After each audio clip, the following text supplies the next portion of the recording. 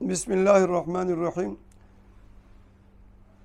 اس سے پہلے ایک حدیث مبارکہ جس کا ایک حصہ بلکہ ایک ہی جملہ اس کا ہم نے ذکر کیا تھا، من عاد لی ولیا فقد آذنتہ بالحرب۔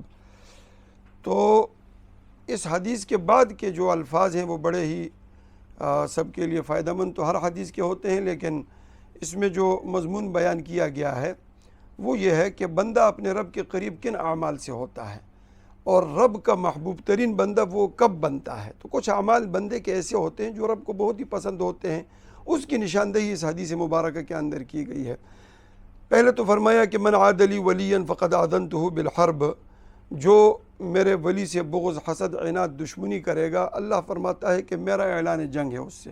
اس کے بعد پھر فرمایا کہ وما تقرب الی عبدی بشیء احب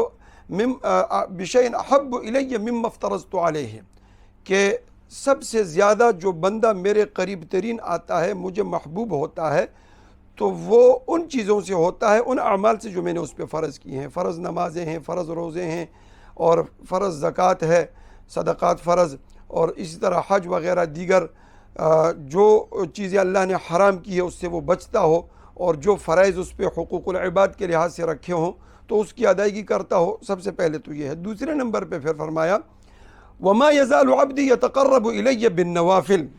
اب فرائض کی ادائیگی کے بعد پھر یہ قربت کے مراتب ہوتے ہیں، یہ مراحل ہوتے ہیں، درجات ہوتے ہیں۔ اب ان مراحل درجات کو وہ کیسے پاتا ہے، کیسے حاصل کرتا ہے، کن چیزوں سے وہ سر ہوتا ہے، تو اس میں پھر نوافل کا ذکر ہے۔ فرائض کی ادائیگی کے بعد اللہ فرماتے ہیں کہ جب بندہ اس سے بھی بڑھ کر میرے قریب آئے تو وہ پھر وما یزال عبدی یتقرب الی بالنوافل حتی احبہ فاذا احببتہ کنت سمعہ الذی یسمع بہ وبصرہ الذی یبصر بہ ویدہ التی یبطش بہا ورجلہ التی یمشی بہا ولئن سألنی لأعطینہ ولئن اعاذنی لأعیذنہ۔ یہ بخاری کی حدیث ہے۔ اللہ کے نبی فرماتے ہیں کہ یہ حدیث قدسی ہے، یعنی حدیث قدسی ہے کہ اللہ فرماتے ہیں کہ بندہ نفل عبادات سے میرے قریب آتا ہے، میرے قریب آتا ہے، میرے قریب آتا ہے، اس حد تک کہ میں اس کا ہاتھ بن جاتا ہوں جس سے وہ پکڑتا ہے، میں اس کی آنکھیں بن جاتا ہوں جس سے وہ دیکھتا ہے، میں اس کے کان بن جاتا ہوں جس سے وہ سنتا ہے، میں اس کی بعض روایت میں ہے کہ میں اس کا دل بن جاتا ہوں جس سے وہ سمجھتا ہے، میں اس کی زبان بن جاتا ہوں جس سے وہ بولتا ہے، میں اس کے پاؤں بن جاتا ہوں جس سے وہ چلتا ہے۔ تو یہ تمام استعارات اور مجازات جس کو امام قسطلانی رحمۃ اللہ علیہ نے ذکر کیا ہے، اس کا مقصد یہ ہے کہ وہ بندہ، اس کے تمام جوارح اور تمام اعضاء ایسے بن جاتے ہیں کہ پھر وہ مشیت الہیہ کے بالکل 100% تابع ہو جاتے ہیں۔ اس کی آنکھ اس طرف جاتی ہے جہاں رب کی رضامندی ہو، ہاتھ اس طرف بڑھتا ہے جہاں رب راضی ہو، پاؤں اس طرف بڑھتے ہیں جہاں رب کی رضا ہو، اور دل پہ وہی بات آتی ہے جس پہ رب راضی ہو، زبان پہ وہی الفاظ نکلتے ہیں جس سے اس کا رب راضی ہو، وغیرہ۔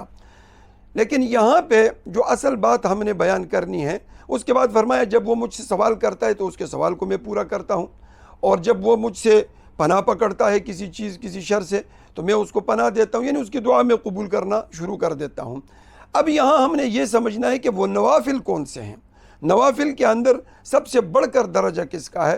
وہ تو ظاہر بات ہے کہ نوافل نماز ایک ایسی عبادت ہے جو تمام ذکر، قرآن کی تلاوت اور دیگر تمام عبادات کا ایک مجموعہ ہے۔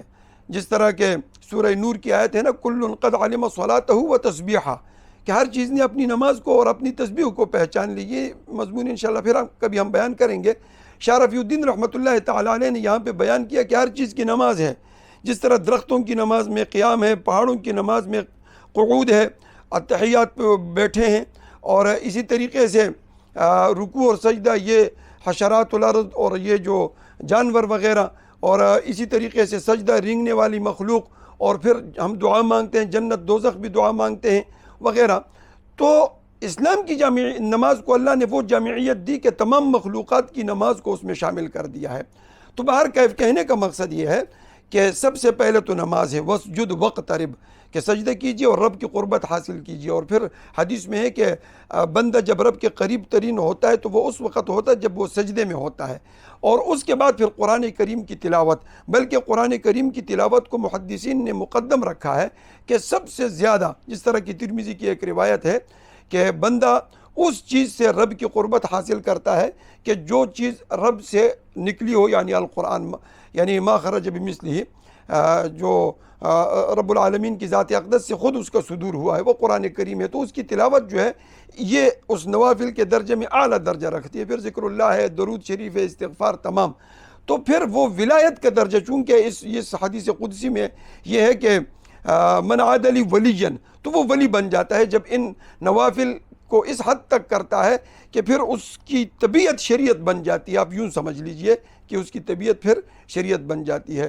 تو اسی لیے نوافل کا اہتمام، قرآن کی تلاوت کثرت سے اور ذکر اللہ کی کثرت، یہ زندگی میں ہی انسان کرتا ہے، مرنے کے بعد کوئی بھی کچھ نہیں کر سکتا.